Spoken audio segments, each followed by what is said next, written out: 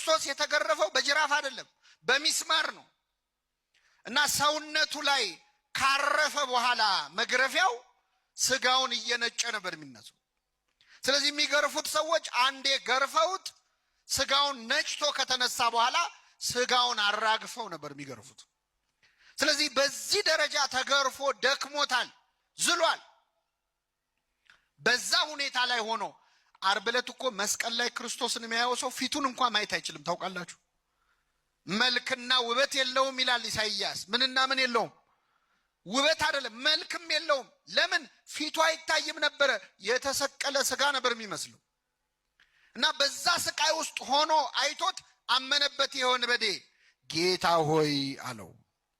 በምንህ በመጣህ ጊዜ አጠገቡ ሊሞት እያየው ሞታ አትቀርም፣ ከሞት ምን ትላለህ? ትነሳለህ። ተነስታ አትቀርም፣ ወደ ሰማይ አርገህ አትቀርም፣ ዳግም ልትፈርድ በመጣህ ጊዜ አስበኛለሁ። አይገርማችሁ? አጠገቡ ያለው ንጉሥ መሆኑን አውቋል። እንዴት ንጉሥ ሊመስለው ቻለ? ዙፋን ላይ ተቀምጦ ነው እንዲያየው? አይደለም።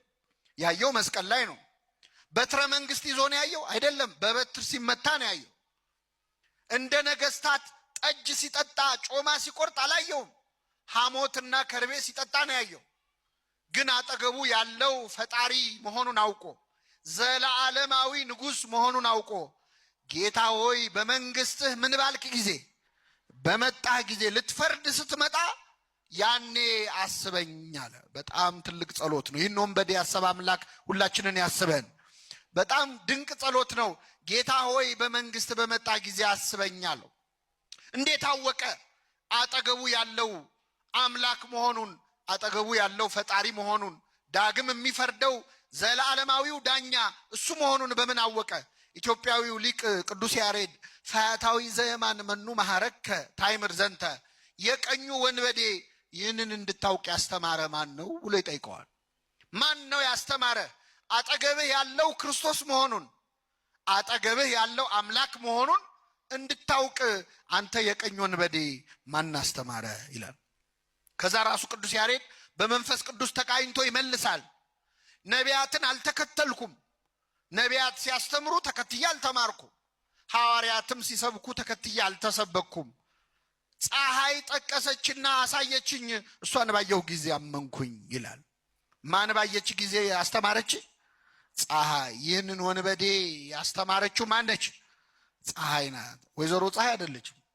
እቺ የምታበራው ፀሐይ፣ ሰማይ ላይ ያለችው ፀሐይ ምን መሰላችሁ? ክርስቶስ ዓርብ ዕለት ሲሰቀል ፀሐይ ጨልማለች፣ ጨረቃ ደም መስላለች፣ ከዋክብት ረግፈዋል። ስለዚህ ይህ ወንበዴ አጠገቡ ያለው የፀሐይ አምላክ መሆኑን ያወቀው ፀሐይ ስትጨልም አይቶ ነው። ስለዚህ ይህንን ወንበዴ ልቡን የመለሰችው ሰባኪ ማን ነበረች? አይገርምም? ሰው ንስሐ ግባ ያለው ፀሐይ አይቶ ንስሐ ይገባል።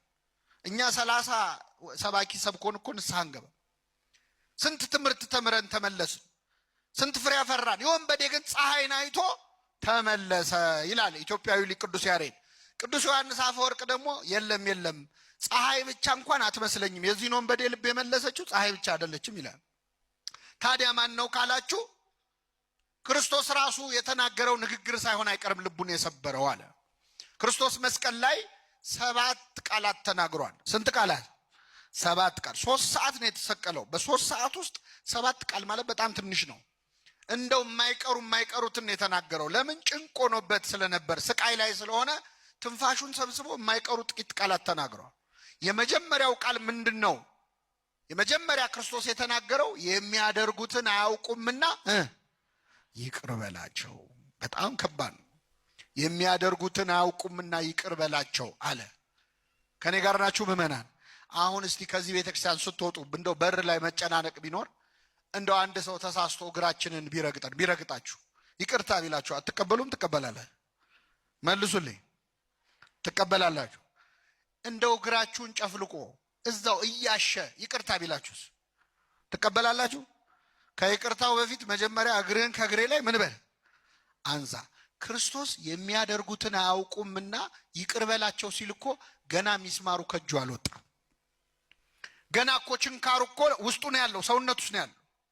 ገና እኮ የእሾህ አክሊሉ ልቡ ድረስ እያመመው ነው። ቁስሉ ሳይደርቅ ሚስማሩ ሳይነቀል የሚያደርጉትን አያውቁምና ምን በላቸው አለ? ይቅር በላቸው። ይቅር ይበለን አምላካችን። በጣም ትልቅ እኮ ነው። እኛ እኮ ቂመኞች ነን። ገና ተበድሎ ሳይጨርስ ነው እሱ ይቅርታ የለመነው። እኛ እኮ የዛሬ 10 ዓመት የተበደልነውን እስካሁን እንረሳዋለን። የወጋ ቢረሳ ይኸው ታውቁታላችሁ። የወጋ ቢረሳ ተወግቶ የረሳው ክርስቶስ ብቻ ነው። ገና ሚስማሩ ከእጁ ሳይወጣ እኛ ሲቆይ የረሳውን ለመሰለ እያልን የዛሬ ስንት ዓመት በደል እየቆፈርን እያወጣን እንጣላለን። ክርስቶስ ግን የሚያደርጉትን አያውቁም ይቅር በላቸዋል። ይህን ሲል ሲሰማው ወንበዴው እሱ እንደዚህ እያሰቃዩት ለሚያሰቃዩን ለመነ። እኔ የሰው ደም ሳፈስ የኖርኩኝ ምን አይነት ሰው ነኝ ብሎ ራሱን ጠላ፣ ተጸጸተ። ስለዚህ ወደ ጌታ ዞር ብሎ ጌታ ሆይ በመንግስት በመጣ ጊዜ ምን በለኝ አለ? አስበኝ አለ ይላል ቅዱስ ዮሐንስ አፈወርቅ። ሶስተኛው አባት ኢትዮጵያዊው ሊቅ አባ ጊዮርጊስ ዘጋስጫ ነው። አባ ጊዮርጊስ ደግሞ ኧረ እኔ አይመስለኝም፣ እንደው የጌታም ንግግር ብቻ አይመስለኝም፣ ደግሞ ፀሐይንም አይቶ ብቻ አይመስለኝም ይላል። ይህ ሰው የተሰቀለው ከጌታ አጠገብ ነው። የክርስቶስ ጥላ ያረፈው ይህ ወንበዴ ላይ ነው እና ጌታ ሆይ ይህ ወንበዴ የተመለሰው ጥላህን አሳርፍህበት ሳይሆን አይቀርም ይላል። ክርስቶስ በሁላችን ላይ ጥላውን ያሳርፍብን። ስለዚህ ምን አለ? ጌታ ሆይ